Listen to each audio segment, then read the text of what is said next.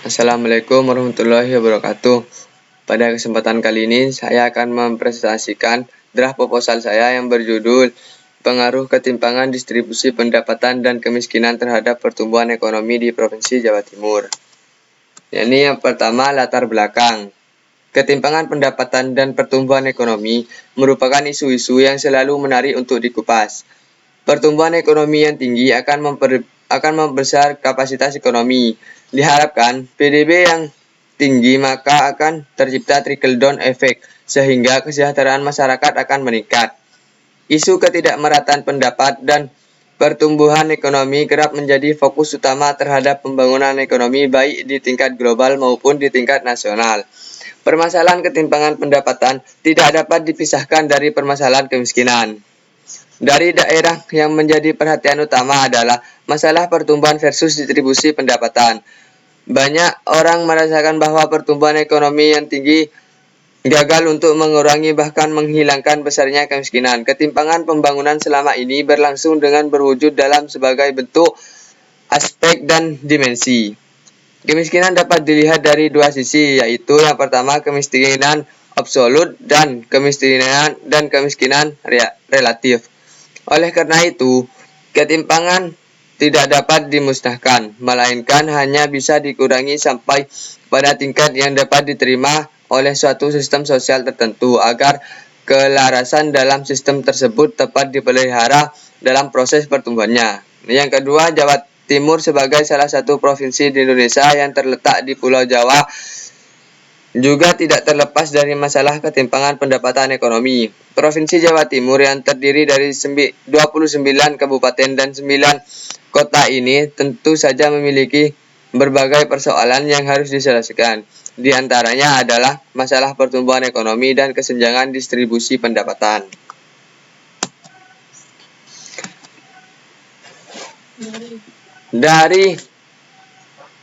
Dari latar belakang tersebut, saya mengambil rumusan masalah. Yang pertama, bagaimana pengaruh ketimpangan distribusi pendapatan terhadap pertumbuhan ekonomi di Provinsi Jawa Timur, dan yang kedua, bagaimana pengaruh kemiskinan terhadap pertumbuhan ekonomi di Provinsi Jawa Timur. Adapun tujuan dan manfaat. Tujuan dari ketimpangan tersebut untuk mengetahui pengaruh ketimpangan distribusi pendapatan terhadap pertumbuhan ekonomi di Provinsi Jawa Timur. Yang kedua, untuk mengetahui dampak kemiskinan manfaat pertumbuhan ekonomi di Provinsi Jawa Timur. Adapun manfaat dari ketimpangan ini yaitu yang pertama, bagi peneliti dapat memberikan tambahan pengetahuan dalam bidang penelitian dan ketimpangan distribusi pendapatan dan kemiskinan, terutama pada masalah pokok penelitian. Dan yang kedua, bagi kalangan akademik, hasil penelitian ini diharapkan dapat menjadi bahan yang bermanfaat sehingga dapat menambah wawasan mengenai ketimpangan distribusi pendapatan dan kemiskinan terhadap pertumbuhan ekonomi serta dapat menjadi referensi penelitian selanjutnya. Landasan teori. Dalam landasan teori, pendapatan merupakan salah satu unsur yang paling utama dari pembentukan laporan laba rugi dalam suatu perusahaan. Banyak yang bingung mengenai istilah pendapatan. Hal ini disebabkan pendapatan dapat diartikan sebagai revenue dan dapat juga diartikan sebagai income. Maka income dapat diartikan sebagai penghasilan dan kata revenue sebagai pendapatan, penghasilan maupun keuntungan. Dalam Kamus Besar Bahasa Indonesia, pendapatan adalah hasil kerja atau usaha atau sebagainya, sedangkan pendapatan dalam Kamus Manajemen adalah uang yang diterima oleh perorangan, perusahaan, dan organisasi lain dalam bentuk upah atau gaji, sewa, bunga, komisi, ongkos, dan laba. Pendapatan adalah jumlah yang dibebankan kepada langganan untuk barang dan jasa yang dijual.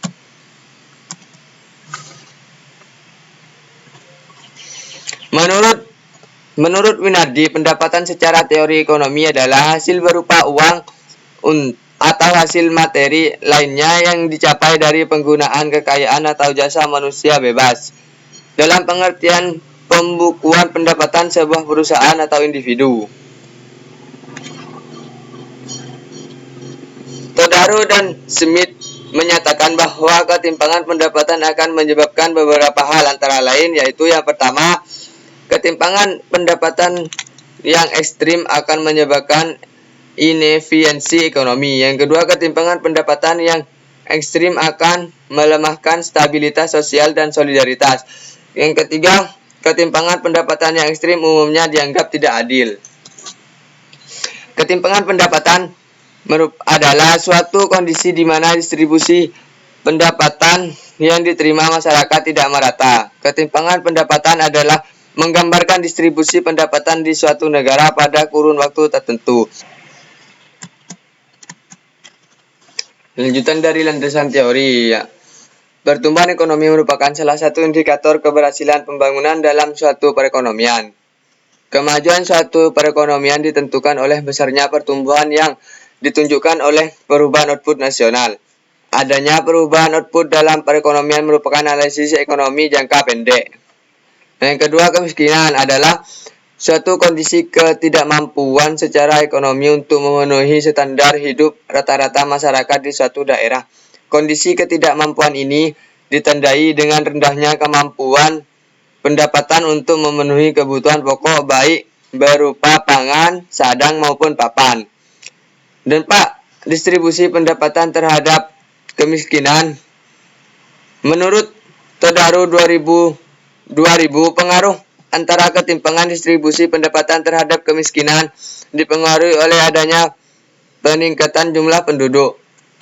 Pertambahan penduduk cenderung berdampak negatif terhadap penduduk miskin, terutama bagi mereka yang sangat miskin.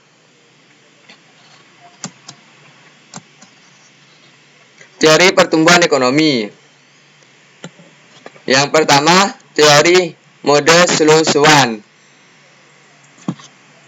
Model Slow-Swan menyatakan pertumbuhan penduduk, akumulasi kapital, kemajuan teknologi, dan output saling berinteraksi dalam proses pertumbuhan ekonomi.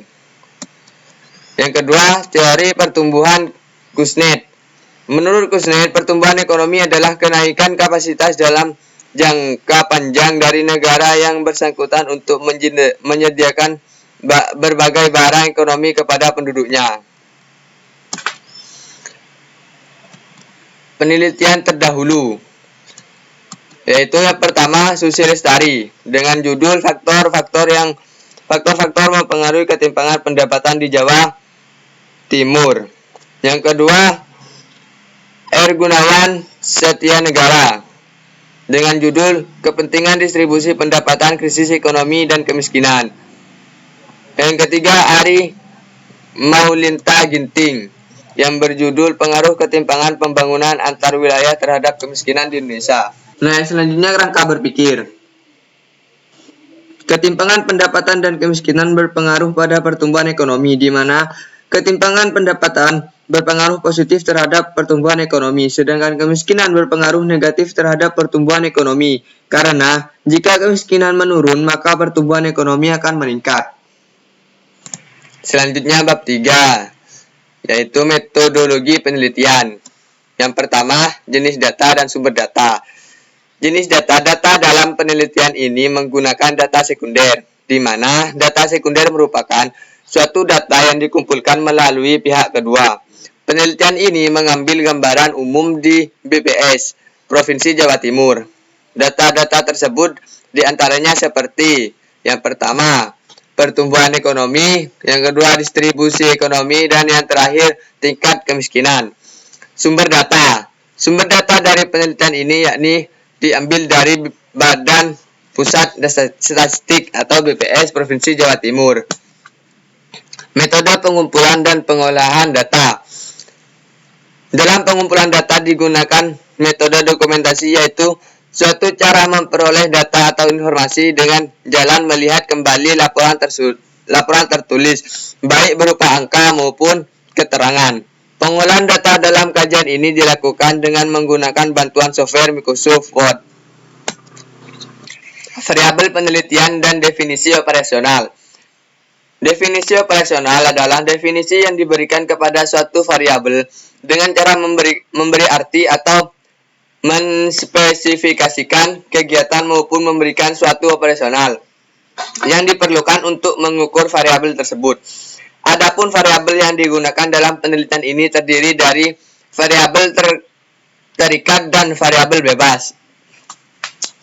Variabel terikat terdiri dari pertumbuhan ekonomi. Pertumbuhan ekonomi merupakan proses pertumbuhan kondisi perekonomian suatu negara secara keseimbangan menuju keadaan yang lebih baik selama periode tertentu. Variabel bebas terdiri dari ketimpangan distribusi pendapatan. Ketimpangan pendapatan merupakan suatu kondisi di mana distribusi pendapatan yang diterima masyarakat tidak merata.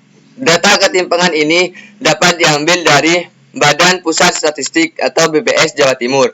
Yang kedua, kemiskinan.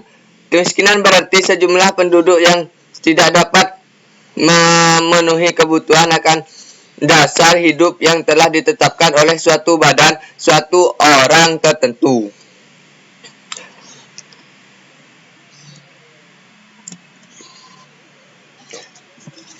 Teknik analisis data. Teknik analisis data yang digunakan dalam penelitian ini adalah uji regresi berganda, uji linear berganda. Ini digunakan untuk menguji signifikan atau tidaknya hubungan lebih dari dua variabel melalui regresi, di mana regresi linear berganda ini melibatkan lebih dari dua variabel, yaitu variabel terikat dan variabel bebas. Selain analisis regresi berganda, penelitian ini juga menggunakan regresi dummy atau regresi kategori. Alat bantu yang digunakan adalah program EVIS. Model dasar penelitian ini adalah Y sama dengan